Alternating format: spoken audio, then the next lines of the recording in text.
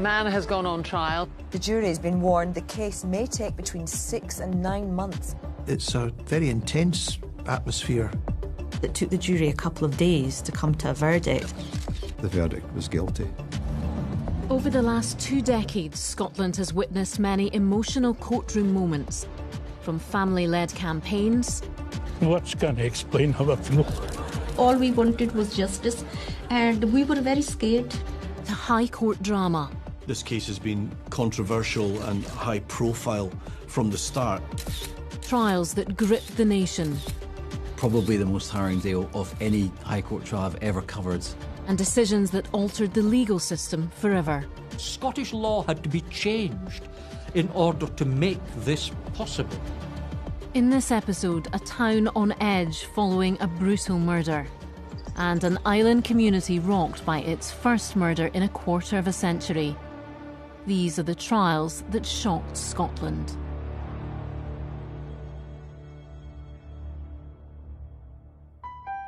It's the 30th of June 2003 and the young people of Dalkeith in Midlothian are approaching the end of the school year. Among those looking forward to the summer break is Jodi Jones. Jodi was just a typical 14-year-old girl. She was a lovely girl. She was very close to her family, very close to her mum. Her family described her as a bright spark, very outspoken, very level-headed. She was also someone who liked to stand out from the crowd. She had a close-knit group of friends that she'd had from nursery onward. She also kept a diary as well, and was her diary entry about Luke Mitchell that she wrote that she felt she was falling in love with him, so she was clearly very smitten. That afternoon, Jodi left the house around 4:50 p.m. to see her boyfriend Luke Mitchell. So she said to her mum that she was going to meet Luke and she would be back for tea. After nearly 5 hours, she failed to return home, prompting Jodi's mum to become increasingly concerned. They phoned Luke's house and asked if Jodi was there. He said that he hadn't seen her, and that's when alarm bells started ringing. Members of her family had decided to phone the police, but the other thing they decided to do was form a search party. And Luke said that he would take his dog out to help Luke because she was a tracker, and the obvious place to start was Rowan's Dyke. Rowan's Dyke was a wooded pathway, a shortcut between the homes of Jodi and Luke Mitchell. There, the search party made a horrifying discovery. The body of 14-year-old schoolgirl Jodi Jones was discovered by a member of the family last night after she failed to return to her home in Dalkeith, Midlothian. The man in charge of the investigation has been a police officer for 28 years. He says it's one of the most violent attacks he's seen in all that time. There was immediately huge concern that had this murder been carried out by someone who might do it again. Mothers were frightened for their daughters. They were scared to let their children out because there was this fear that there was an unknown murderer running around Dalkeith. The hunt for her killer has been stepped up. Extra officers have been drafted in, and detectives say the local community has responded well to requests for information. Police began to focus their attention on the teenager's boyfriend. While helping the search party, it was Luke Mitchell who had discovered Jodi's body behind the wall at Rowan's Dyke. 4 days after Jodi's death, police carried out a search of Luke Mitchell's house. Luke lived with his mum and his brother, and by all accounts, you know, they were a loving, close family. There was a lot of confusion, you know. People didn't want to accept that it might have been a child that had been responsible for such a horrific murder. Forensic scientists examined the home of Luke Mitchell in Dalkeith yesterday as part of the inquiry into Jodi's murder. No one was arrested as a result of the search. 7 weeks on from Jodi's death, 15-year-old Luke Mitchell was questioned by police for a second time and again was released without charge. But now the press began to name him as the main suspect.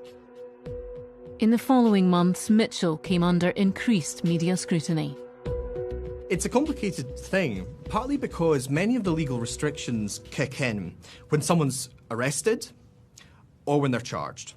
But if you've not been arrested and you haven't been charged, the Contempt of Court Act doesn't apply. And therefore, the media are relatively free to publish information about a suspect without finding themselves up in front of the High Court. Much of the press attention focused on Luke's taste in music and alleged fascination with Satanism. His interest in something that, probably a lot of teenagers have, horror, and Marilyn Manson was very popular at the time, so he wouldn't have been alone in having that interest. There are so many details in this case which captured the public concern and public imagination, from the manner of Jodi Jones's death to the interests of Luke Mitchell in terms of death metal and allegedly Satanism and Marilyn Manson and so on. By April 2004, following a lengthy investigation, officers felt they finally had enough evidence to charge Mitchell with Jodi's murder. It was a painstaking investigation. Luke emerged as a suspect for the police quite early on, but they had to have time to build their case. Lawyers for Mitchell argued that the media coverage surrounding the case meant he would be unable to receive a fair trial. The legal challenge was dismissed, and the trial began in 2004 at the High Court in Edinburgh. The public interest and publicity in this case was absolutely massive. Even if you were a journalist, you had to get there early in the morning to make sure you got a seat. There was no forensic evidence linking Mitchell to the murder, but prosecutors believed they had a strong case based on circumstantial evidence. Now, people are sometimes quite rude about circumstantial evidence and say it's only circumstantial evidence, but actually much of the most incriminating evidence we use in our criminal courts is merely circumstantial. One of the key pieces of evidence put forward by the prosecution were the circumstances surrounding the discovery of Jodi's body. A search was organised to go out and look for the teenager. The group comprised Jodi's gran, Jodi's sister Janine, and Janine's fiancé, 21-year-old Stephen Kelly. Mr. Kelly told the court that on that night they met up with Luke Mitchell and walked down the Roans Dyke path. At a break in the wall, known as the V, Luke went over the wall. He came back and pointed to an area over the wall. Stephen Kelly then told the court he climbed over the wall. He said he thought he could see something. He said he had to peer around a tree. When asked what he saw, he replied, "I saw a body lying there." They were met with such a scene of absolute horror and bloodshed that while the rest of them were all hysterical and upset, Luke just was emotionless and didn't appear to be surprised at all. The prosecution's argument at that crucial moment was that they ended up there because he knew exactly where the body was because he had carried out the murder. It was Luke Mitchell's position that the dog had, picked up a scent or the dog had alerted him to something, and that the dog took him over the wall, and that's where they found the body. A key witness for the prosecution claimed to have seen two people fitting Jodi and Mitchell's description at the entrance to Roans Dyke on the day of the killing. She had been in her car at the entrance to the pathway where Jodi Jones's body was found on the day of the murder, and she had described seeing two people. But by the time it got to court, she couldn't point to Luke in the courtroom and say, "That's the man." That was a massive blow to the prosecution because she was obviously one of their key witnesses. Mitchell lodged two special defences, one of incrimination blaming an unknown person for Jodi's murder and another of alibi. He claimed to have been at home at the time of the killing. Shane Mitchell was the brother of Luke Mitchell. He originally had told the police that during the time of the murder he recollects seeing Luke Mitchell at home cooking dinner. Their mother said the same thing. But under cross-examination, Shane Mitchell's evidence changed. He had been up the stairs in his bedroom, alone in the house, and he had been looking at pornography. And he wouldn't have done that if somebody else was in the house. He said in the witness box that he had discussed his statement to police with Luke Mitchell and with their mother before it had happened. So what it did was it blew a massive hole in Luke Mitchell's alibi. Mitchell's mother, Corinne, was charged with perjury, accused of lying to provide her son with an alibi. During the trial, the jury was shown paintings by Marilyn Manson depicting the infamous Black Dahlia murder of 1940s Hollywood. What the prosecution sought to do was make a comparison between the injuries inflicted on the victim in the Black Dahlia case and on Jodi Jones. The trial judge, Lord Nimmer Smith, has explained to jurors that it is in the nature of a murder trial that they may hear evidence they find distressing. He said if they feel they need a break, they should let him know. Definitely the most harrowing day of the trial. In fact, probably the most harrowing day of any High Court trial I've ever covered.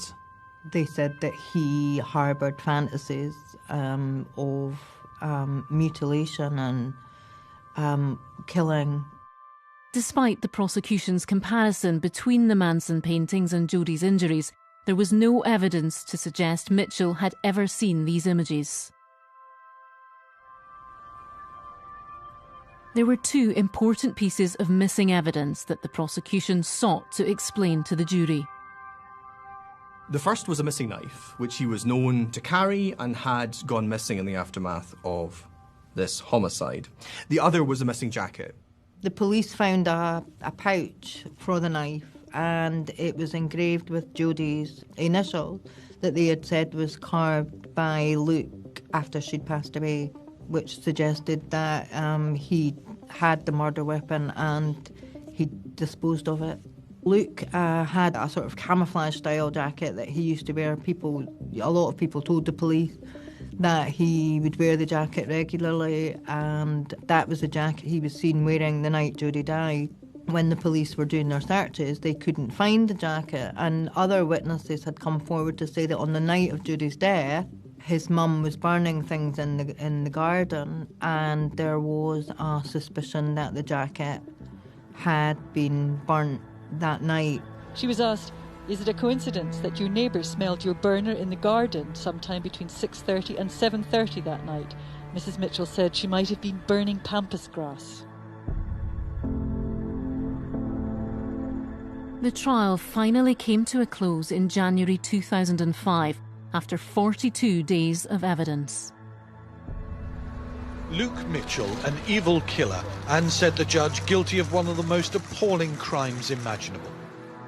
There was no emotion, no reaction, nothing. He just sat there looking straight ahead until the point where the court officers led him away down to the cells. The 16-year-old was given a life sentence and told he must serve a minimum of 20 years in prison. The charge of perjury against Corinne Mitchell was dropped. He'll be 35 before he can apply for release. That'll only be granted if the parole board believes he poses no danger to the public. Luke Mitchell has always maintained his innocence. The effect on the community will remain for some time, but for Jodi's family, there is some comfort that the boy she loved didn't get away with what he thought was the perfect murder.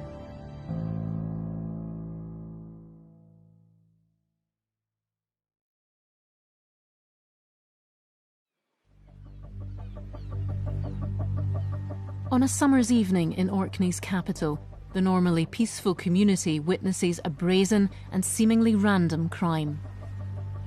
It was just another quiet evening in Kirkwall. At the Mumtaz restaurant, people were having a meal. There were families there with children. And then somebody walked in the front door, somebody wearing a balaclava over their head. This person said nothing, approached the waiter, Shamsuddin Mahmood, pointed a gun at him and shot him in the head, turned on his heel, walked back out the restaurant, out into the street, and disappeared off down a lane. This was the first murder in the Orkney Isles in 25 years. The victim, Shamsuddin Mahmood, known locally as Shamal, was a 26-year-old economics graduate from Bangladesh. He'd moved to the UK 2 years earlier.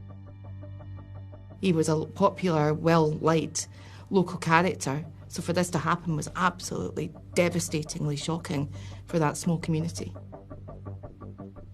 Police were quick to seal off Orkney, the ways in and out. There was no suspects whatsoever. Nothing had been said. There was nothing to suggest Shamal had angered or had enemies. Quite quickly after the murder, detectives from Inverness appeared in Orkney, keen to find out what had happened. At the time, there were 16,000 people that lived in Orkney. 8,000 of them were interviewed or spoke to the police. But despite the efforts of police, the killer seemed to have disappeared without a trace. There was no evidence left in the restaurant apart from one thing, and that was a 9mm bullet casing. It's an unusual bullet, and it had been made at an armoury in India. That bullet was absolutely key. Local police constable Eddie Ross, a former soldier and president of the local gun club, was given the job of tracing where the unusual bullet could have come from. Eddie Ross was given a job to do, and that was to find out who on the island had the same kind of gun and the same kind of bullets that were used in the killing. Now, this is where it takes a truly weird turning. 2 months into his investigation, Eddie confided in colleagues that there was no locals that had 9mm bullets except one. He had actually been given a sealed box of 9mm bullets some time previously. But Eddie Ross wasn't telling the full story. In the months that followed, police interviewed the man who had supplied the bullets. During his interview, the witness told officers he'd given Eddie Ross a second, open and partly used box of these rare bullets. Detectives went round and carried out a search of his home. What officers found was troubling, alarming, but also went some way to, they think, solve the case. Police found a large collection of guns owned by Eddie, and in the bedroom of Eddie's 15-year-old son, schoolboy and army cadet Michael, they discovered a deactivated submachine gun and some other concerning items. They found one of his school notebooks. There at the back of it, his name was written, Michael Ross, and the letters S had been changed to the Nazi SS, and the O had a swastika written in the middle of it. You wouldn't expect to find that in a schoolboy's notebook.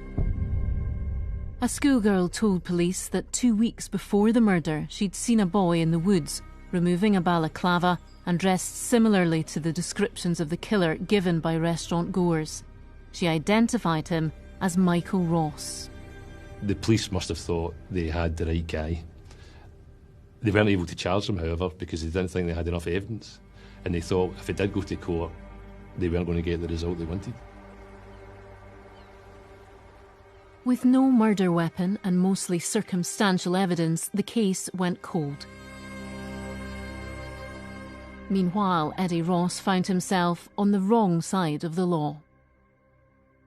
Advocate Depute James Campbell on the left here told the jury that by delaying for a number of days, handing in bullets identical to one used to kill Shamsuddin Mahmood, and stalling for time before revealing who had given the bullets to him, Ross neglected to carry out his police duty, tried to frustrate the murder hunt, and therefore defeat the ends of justice. Eddie Ross was convicted of concealing this vital information. He was convicted of perverting the course of justice. Eddie Ross was sentenced to 4 years in prison. In September 2006, 12 years after the murder of Shamsuddin Mahmood, there was an unexpected breakthrough for police. An anonymous letter was handed into the reception of the police station in Kirkwall, detailing crucial information about the night of the murder.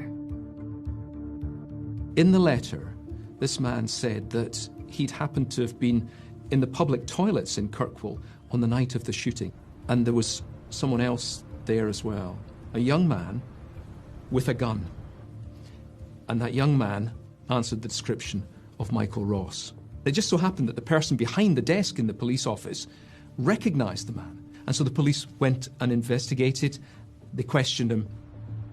In May 2007, Michael Ross, now 28 years old, was arrested for the murder of Shamsuddin Mahmood. A year later, his trial got underway. At the High Court in Glasgow, the trial has begun of the man accused of murdering a waiter in an Orkney restaurant almost 14 years ago. 29-year-old Michael Ross is pleading not guilty. By 2008, Michael Ross had built a career for himself as a sniper in the British Army, having joined at the age of 16. Michael Ross excels in his army career. This is a guy who is mentioned in dispatches in 2005 for his bravery in Iraq. He trains a new generation of would-be snipers. His record was exemplary. Michael Ross would come marching down the street, and there he was in his suit and his tie, looking every inch the smart soldier, disciplined, self-contained, quite quiet. He didn't speak to anyone. The prosecution case was like a jigsaw. A whole series of little bits of evidence piecing together the case against Michael Ross. They highlighted the fact that he had an obsession with guns. They pointed to his school notebooks. We also heard that Michael had said to a friend that black people should be shot.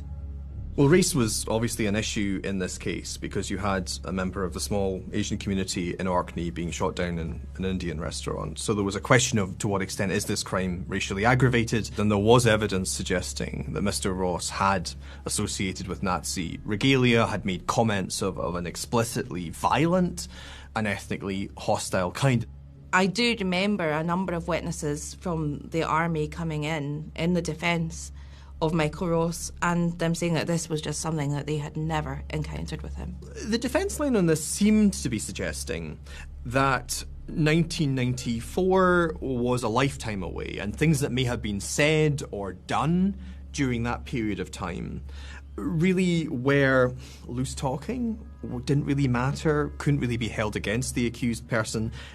It was different time then.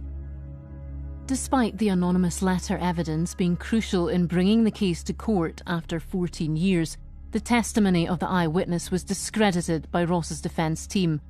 Under cross-examination, he admitted lying to police about parts of his statement and said he may have been mistaken about seeing Ross that night.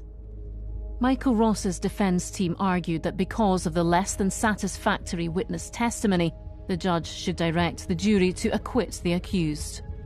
The critical thing from a legal point of view is there enough evidence in law to put it to the jury? What the judge needs to look at is there any corroboration here that the crime was committed and it was this guy who committed this crime? After a 6-week trial and 4.5 hours of deliberations, the jury reached its verdict.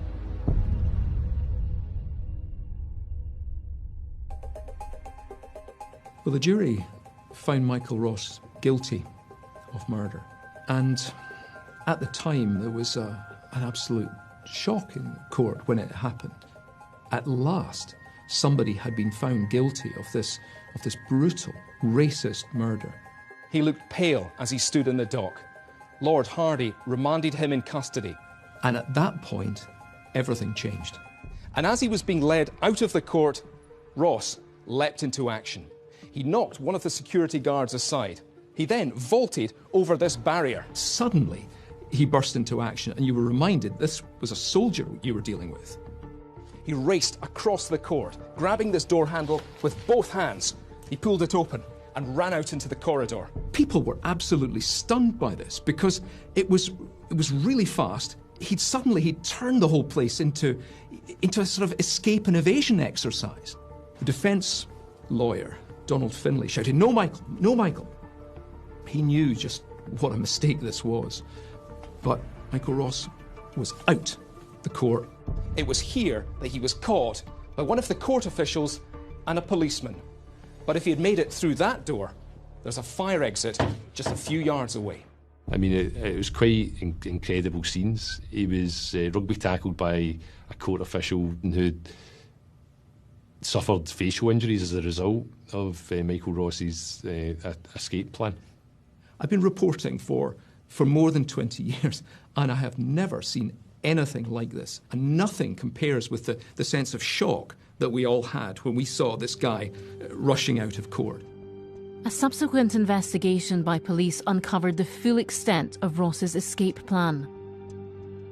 It became apparent that he had planned to escape Glasgow, and he planned to do so in a rental car which he'd parked about a mile away in a Tesco car park.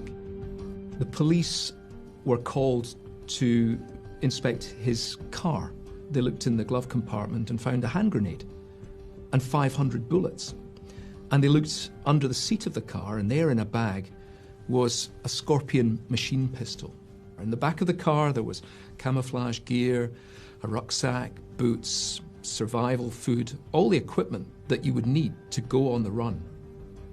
And you're left wondering what might have happened if Michael Ross had made it to that vehicle. It did not bear thinking about. In October 2008, Michael Ross was sentenced for the murder of Shamsuddin Mahmood. It's clear that the judge, when he was sentencing him, saw Michael Ross as a very dangerous man indeed. He jailed Ross for life. That was automatic. But he said that Ross should serve at least 25 years before he could be eligible for release. Ross was sentenced to an additional 5 years in prison for his attempted courtroom escape. Michael Ross maintains that he is innocent, and he believes that he is the victim of a miscarriage of justice. I mean, he's tried to appeal the conviction before. We've also seen him trying to escape now, I think the third time, when he tried to scale the wall of Shotts Prison. He was caught, but his lawyer said that the reason that he had done this was to draw attention to his case, that he had been wrongly convicted.